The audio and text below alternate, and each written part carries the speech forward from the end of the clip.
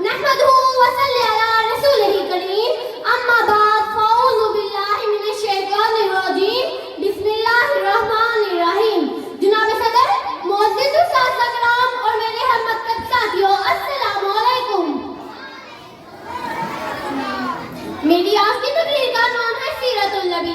جیسا کہ آپ سب لوگ جانتے ہیں کہ یہ ماہ ربیع الاول کا ہے. اس ماہ میں ہمارے پیارے آقا صلی اللہ علیہ وآلہ وسلم تشریف لے کر آئے. اس ہستی کی آمد ہوئی جس کی خاطر یہ ساری کائنات بنائی گئی، یہ عرش و فرش سجائے گئے، یہ دنیا سجائی گئی.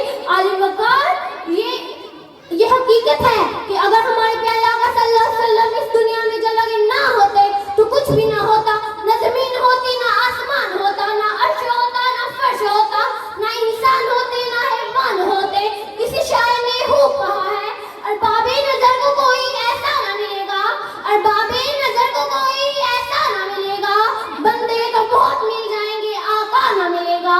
تاریخ اگر تم دیکھی کہیں ثانیہ محمد، تاریخ اگر تم دیکھی کہیں ثانیہ محمد، ثانی تو بڑی چیز ہے، سایہ نہ ملے گا، ثانی تو بڑی چیز ہے، سایہ نہ ملے گا. علی وقار، آپ مبلغ بھی، داعی بھی، نصیر بھی اور ندیر بھی تھے. آپ دنیا کو سنبھالنے والے بھی، آخرت کو بنانے والے بھی. آپ محمد بھی، آپ احمد بھی، عرض ہے کہ آپ وجہ کائنات بھی اور پیغمبر اخلاق بھی. یہ کائنات نہ ہوتی اگر نبی نہ آتے، یہ کائنات نہ ہوتی اگر نبی نہ آتے. یہ یہاں بہار آئی نبی کے آنے سے، کہ یہاں بہار آئی نبی کے آنے سے. علی وقار، یہ وہی پیغمبر اولا ہی تھے کہ آپ کے جانی دشمن آپ کے جانسار ساتھی بن گئے اور دیکھتے ہی دیکھتے عالم نور توحید و رسالت سے جگمگانے لگا.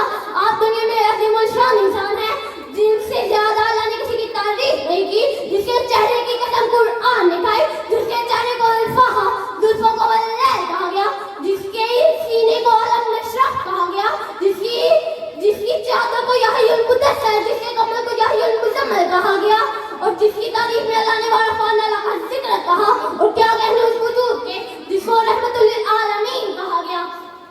میں اپنی تقریر کا اختتام اس شعر سے کروں گی. نگاہیں عشق و مستی میں وہی اول وہی آخر، نگاہیں عشق و مستی میں وہی اول وہی آخر، وہی قرآن وہی فرقان وہی شعور، وہی یاسین وہی طٰہٰ. آپ کی سماعتوں کا بہت بہت شکریہ.